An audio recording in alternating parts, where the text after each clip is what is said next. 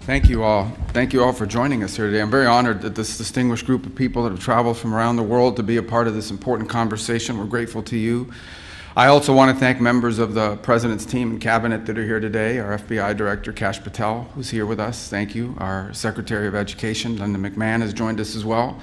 You'll hear shortly from Stephen Miller, the President's Deputy Chief of Staff and one of his top advisors on Homeland Security issues as well. And of course, our Secretary of Treasury, Scott Bessent, is here. But again, I want to thank all of you that are here today. I want to thank the whole team here at the State Department as well for putting this together.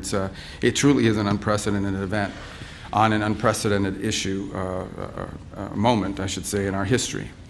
So let me start by saying that the most essential duty of the state, the first responsibility, frankly, of any government of any kind, is the protection of its people. It's the protection of its country. This is a sacred obligation that should transcend all political and all ideological divisions. It is why, for example, we have militaries. It's why we have intelligence agencies. It's why counterterrorism bureaus exist, why police forces exist. Keeping our people safe is the reason why every country represented here has all of these things. We are all very well acquainted, as of now, of course by now, with what has been described as traditional terrorist threats. For 25 years, the term counterterrorism, at least in the West, has meant first and foremost the fight against radical Islamist extremism. And there's a very poignant reason for that. On the 11th of September, in the year of 2001, 19 men murdered 3,000 people here in my country. Then that same enemy struck Europe, murdering nearly 200 commuters aboard trains in Madrid in 2004, and 52 more aboard London buses and the underground in the following year. The entire architecture of Western counterterrorism was rebuilt from the studs around the singular traumatic event. That made sense at the time. Our job was to keep our people safe, and the realm of terrorism, the specter of global jihad, was the premier threat to their safety. And so we went to work, and we assembled a global coalition, working with many of the friends that are represented here in this room today, and we destroyed the ISIS caliphate. We killed al-Baghdadi and al-Zawahiri and bin Laden, and we built intelligence and law enforcement systems capable of anticipating and stopping attacks before the public even hears about them. Every country represented here today has disrupted a terrorist threat at some point emanating from this source. Jihadist attacks and plots in the United States are down by 2/3 since ISIS's peak.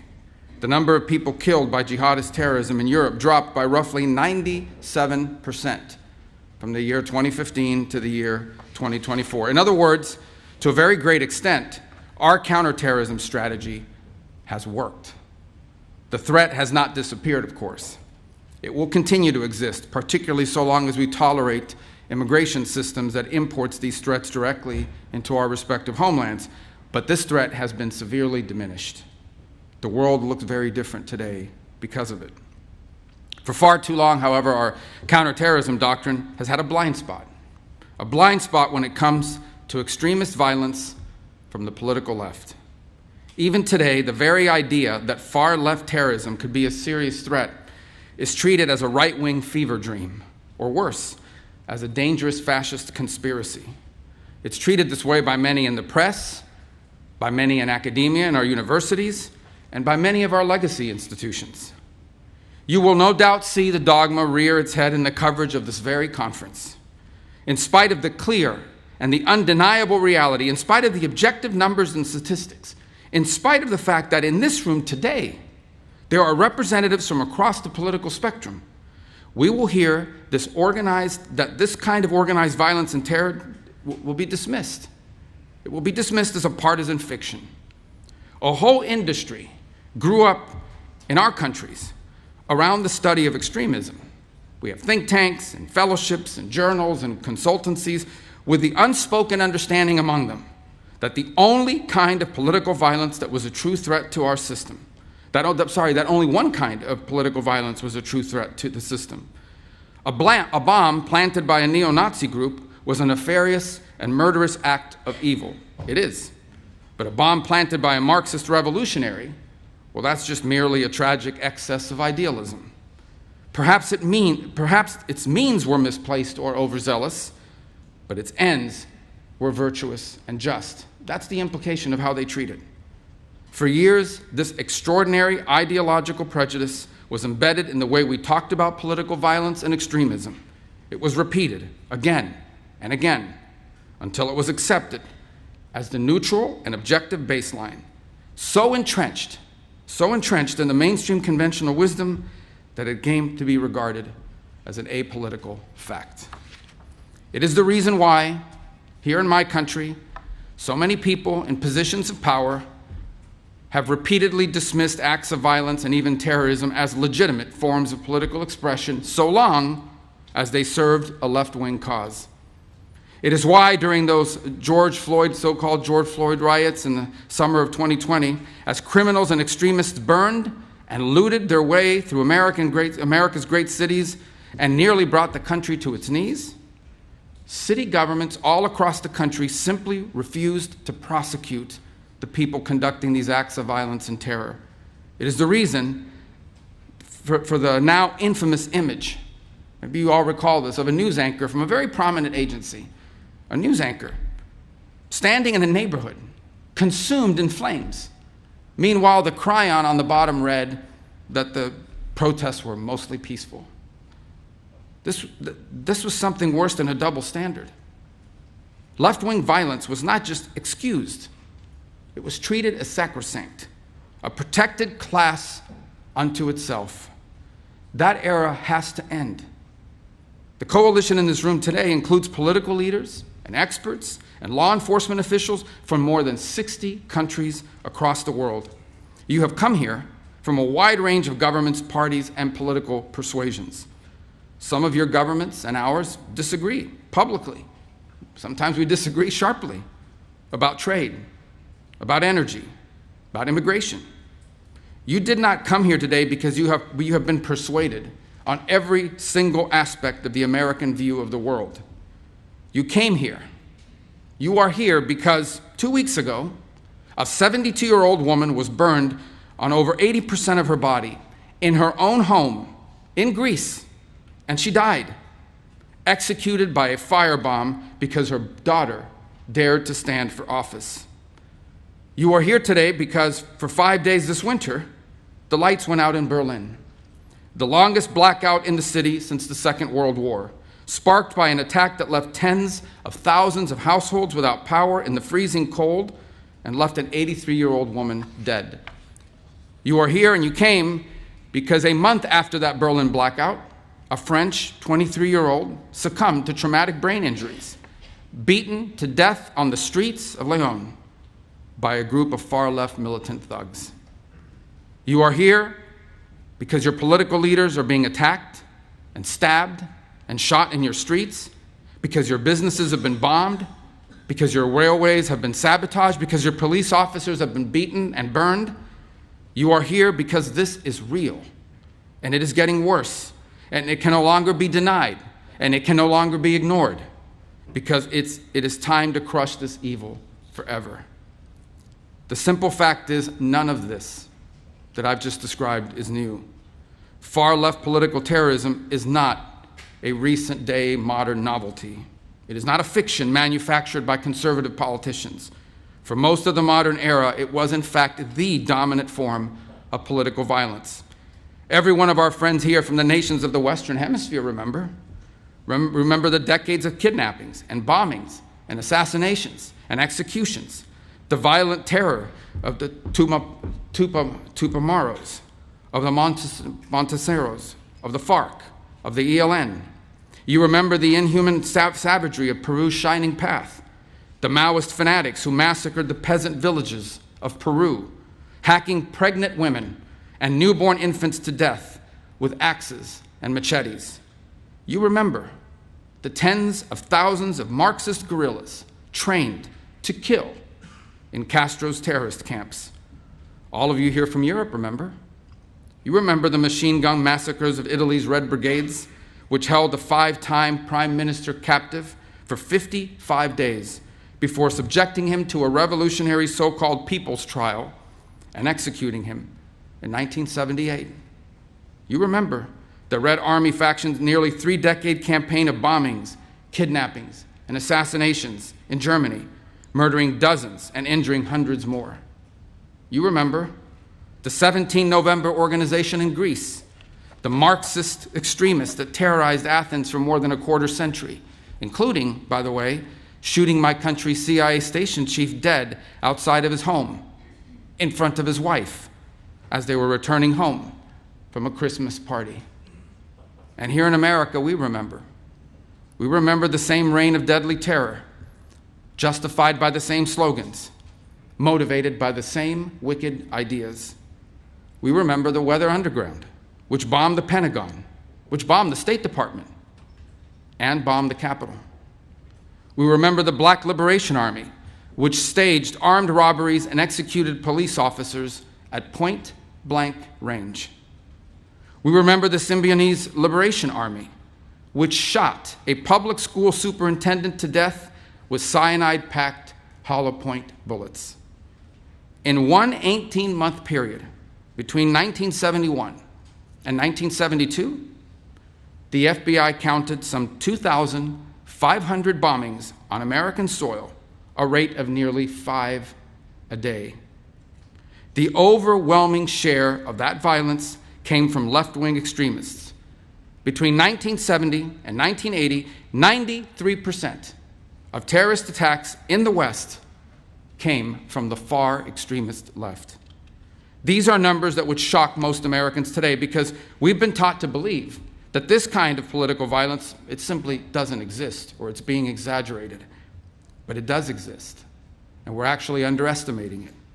And our nations bear the scars to prove it. And today we face a new wave of this old evil. Here in the United States, the share of left-wing terrorist attacks and plots has risen to levels not seen in decades. In Germany, far-left violence has jumped by more than 40% in just the last year alone. In Greece, more than 80% of radical violence is now driven by far-left and anarchist actors. These are not abstract statistics. Americans have seen what those numbers mean. An all-out assault on our immigration officers, sniper attacks, explosives, armed ambushes, a transgender shooter opening fire on Catholic elementary school students as they pray, his gun marked with slogans like, "Where is your God now?" A healthcare executive executed in cold blood in the streets, multiple assassination attempts on a sitting president, and the murder of the greatest conservative activist of a generation, a man who happened to also be a husband and the father of 2 young children, shot and killed while speaking to a crowd of students.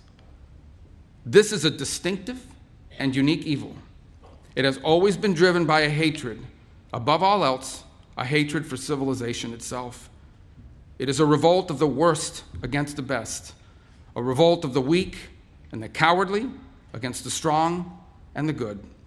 It is perpetrated by those who cannot build, who cannot create, who cannot achieve great things, and take their revenge upon the world for their own inadequacy by seeking to destroy those who can. This is what radical leftism is. It may wear various different slogans and ideologies across place and time.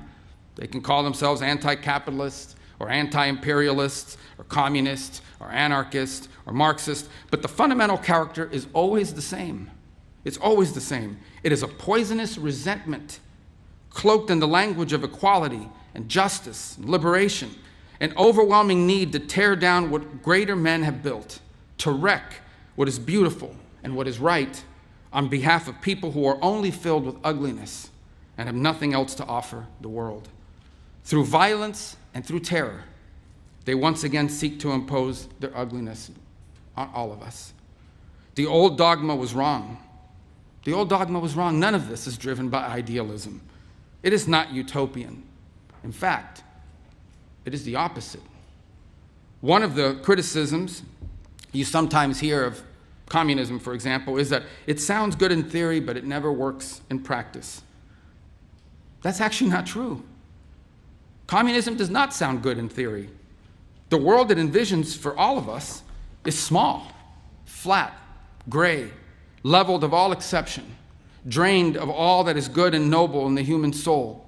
The world it envisions is a world without courage, a world without creativity or ambition, a world without heroes or glory or great causes to strive towards, a world without miracles, without myths, without men who rise above the rest to do incredible and extraordinary things. And the world communism envisions is a world without God. For these architects of revolutionary violence, the towering achievement of our civilization, for them, it's an unbearable humiliation, a reminder of what they cannot do, and a reminder of what they cannot be. So they choose instead to destroy. They attack pipelines, they attack railroads, they attack power grids and laboratories, the physical embodied symbols of power and invention and achievement. This is the nature of the terrorism we face today. They despise the West because the West is great. This is an international conference because we are facing a transnational threat. These are not distinct and isolated cells. They are interconnected networks. They do not recognize our borders. They do not believe, in fact, in the nation state itself. They coordinate, they communicate, they travel, they train, and they act together. The same infrastructure, sharing the same enemies, sharing the same mission. Antifa militants and their comrades travel from across Europe and to the Americas to participate in each other's attacks, to funnel propaganda and training materials and target information through shared encrypted channels, moving through underground networks of safe houses and finance, and sustain their operations through transnational funds. And they work alongside hostile foreign states that share their mission, like Iranian proxy networks, who are increasingly intimately tied to leftist militant groups around the world. The Cuban regime's sprawling intelligence and ideological network helped to build the far left in our country and in our hemisphere, and it remains inextricably linked to the far left groups and movements across and beyond the West. Today's far left terrorists can raise money in one country. They can host their communications in a second country. They can receive training in a third country. They can recruit militants in a fourth country, and then together strike a target in a fifth country. And so we have no choice but to confront this menace together. We will either cooperate across our borders, or the terrorists will continue to exploit the gaps between them. Under President Trump, for the first time, the United States is building the infrastructure, the partnership, and the strategy to defeat the scourge of far-left terror. The President signed National Security Presidential Memorandum No. 7, outlining a comprehensive strategy to investigate and disrupt Antifa terror networks and their allies. Last November, the State Department designated 4 violent, far-left extremist groups as foreign terrorist organizations, and there will be more designations soon. In December, we announced Rewards for Justice, offering up to $10 million for information disrupting the financing behind these groups. In May, we convened the first counterterrorism law enforcement workshop, joining American law enforcement officials and their counterparts in our partner nations together to map and develop strategies for dismantling these networks. The next workshop will be co-hosted with our partners in Germany. The coalition we're building together is already bearing fruit. And we are here today to build on that work. We can and we must identify and map this threat and rebuild our counterterrorism architecture to defeat it, just as we have done together before. Now we must do it together again.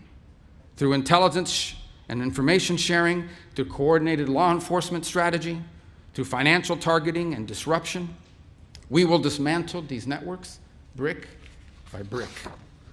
It is time for the people of the civilized world to defend ourselves, to stand united against this encroaching darkness and fight for what is ours. It is easy to destroy great things. It is far more difficult to make them. The enemies of civilization are only capable of the former. They are only capable of destroying great things. All they know is destruction. But we have built great things together. We have done it time and again. We know what we must do, and now we must do it. Thank you for coming today.